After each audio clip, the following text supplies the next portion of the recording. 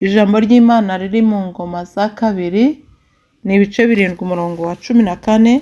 Twumve icyo ijambo ry'Imana ritubwira. Haranditse ngo maze abantu banjye bitiriwe izina ryanjye nibicisha bugufi bagasenga bagashaka mu maso hanjye bagahindukira bakareka ingeso zabo mbi, nanjye nzumva ndi mu ijuru mbabarire igicumuro cyabo mbakirize igihugu. Ese ibi bisobanuye iki?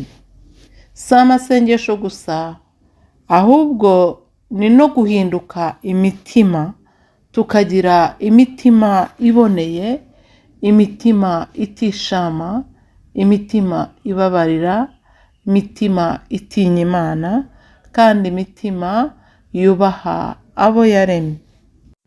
Tugomba kandi kudatinya, ahubwo